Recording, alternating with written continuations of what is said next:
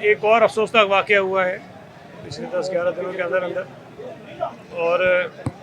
अगर आपने देखी वो बिल्डिंग जो मैंने देखी, जो मुझे नज़र आया कि ये बिल्डिंग भी खस्ता हाल है, लेकिन इसकी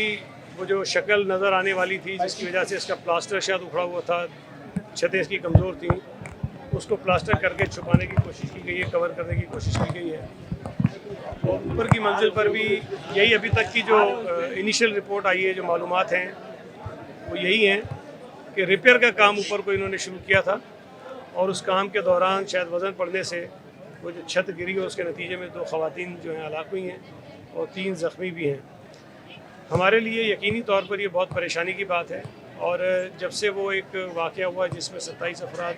अपनी जान से गए, उसके बाद मुस्तकिल चीफ़ मिनिस्टर साहब भी, मैं भी, कमिश्नर, चीफ़ सेक्रेटरी, सारे हम इस पर रोज़ाना की बुनियादों पर मुख्तलिफ़ चीज़ों को देख रहे हैं और हमने मुख्तलिफ़ कमेटीज़ भी बनाई हैं। और ये भी मैं आपको बता दूं कि कल हमारी मीटिंग, परसों गालिबन एक मीटिंग हमारी हुई थी, उसमें हमने ये फ़ैसला किया कि जो 740 बिल्डिंगें डिक्लेयर की गई हैं उस फहरिस्त को भी एक दफ़ा दोबारा हम देख रहे हैं, क्योंकि बाज़ जगहों से ये शिकायत थी कि शायद इसमें कुछ इमारतें ऐसी हैं जो रिपेयर के बाद रिहाइश के काबिल हो सकती हैं, लेकिन शायद बदयानती की बुनियाद पर या किसी के इशारे पर उनको इस फहरिस्त में शामिल किया गया है। तो हम इस बात को यकीनी बनाना चाहते थे कि इसमें कोई बदयानती शामिल ना हो और जो भी काम हो ट्रांसपेरेंट हो और किसी को ये ना लगे कि जो बिल्डिंगें खाली कराई जा रही हैं, गिराई जा रही हैं, उसमें लोगों की जान बचाने के अलावा कोई और मकसद जो है किसी का हो सकता है। आज सुबह भी चीफ सेक्रेटरी की सरबराही में एक इजलास हुआ जिसमें मैं भी मौजूद था और ये फॉलोअप मीटिंग थी और उसमें भी ये जो मुतासरीन हैं, जो आज भी जिस तरह ज़ाहिर है कि ये बिल्डिंग जब खाली कराई गई तो कई ख़ानदान हैं जो बेघर हुए होंगे, इनको किसी तरह से जल्द अज जल्द हम करें, क्योंकि जो आपके इल्म में है कि जिस तरह सरकारी जो तरीक़ेकार है उसमें कुछ मुश्किलात आती हैं, कुछ वक्त लगता है, तो हम उन मुश्किलात को दूर करने के लिए, उस वक्त को कम से कम करने के लिए आज भी हमने मीटिंग की और उसमें उम्मीद है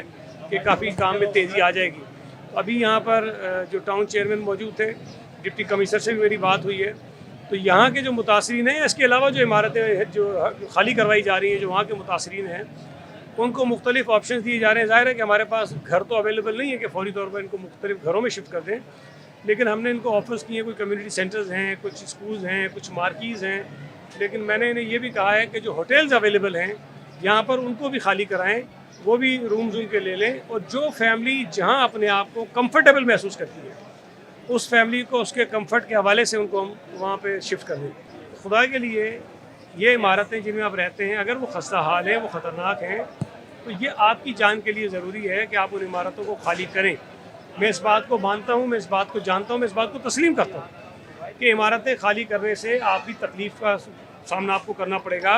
ये बहुत मुश्किल होता है कि अपनी छत छोड़कर आप बिल्कुल बेघर हो जाएं अचानक से, लेकिन हमारे लिए आपकी जान आपके घर से ज़्यादा अजीज़ है और आपके लिए भी होना चाहिए। आपके छोटे छोटे बच्चे हैं, इस घर में रहते हैं, हमें और आपको उनकी जानें बचानी है।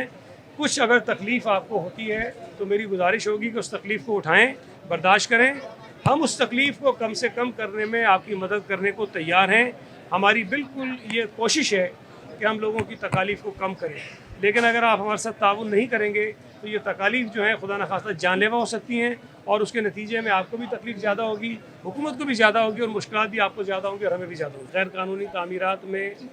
कोई भी अगर किसी तरह से अपना हिस्सा डालता है, चाहे वो बिल्डिंग बनाने वाला हो, चाहे वो उसमें ख़रीदो फरोख्त कराने वाला हो,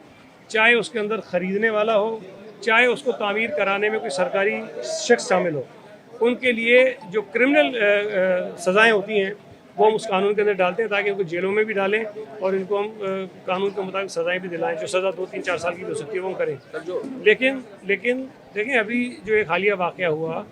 उसके बाद मेरा ख़्याल है कि शायद ये SPCA की तारीख़ में पहली मरतबा हुआ कि सीनियर ऑफिसर्स जो हैं और जो छोटे ऑफिसर्स हैं उन सबको हमने गिरफ़्तार करवाया। वो इस वक्त जेलों में पड़े हुए हैं और यकीनन हमें कोई खुशी से ये काम नहीं करना पड़ा। हम ये काम इसलिए कर रहे हैं ताकि दूसरों को ये सबक मिले और इस किस्म की जो गैर कानूनी सरगर्मियाँ हैं उसमें अपना वो हिस्सा ना डालें, अपना किरदार अदा ना करें। और ये इम्पॉसिबल होता है कि आप इस तरह की आबादी के अंदर इतनी बड़ी तादाद में जहाँ लोग रहते हों और इतनी छोटी गलियों में जो रिक्वायर्ड इंफ्रास्ट्रक्चर है उसको फराहम कर सकें। इन तमाम लाइनों का कहीं ना कहीं डिस्पोजल भी होता है, तो वो डिस्पोजल भी आपको देखना पड़ता है। तो बड़ा इंजीनियरिंग का एक मुश्किल इसका हल है, लेकिन अगर हम ये गैर कानूनी तामीरात को रोकने में कामयाब हो जाएंगे तो ये चीज़ें शायद सेकेंडरी में हुई थी, इसको हम कर लेंगे।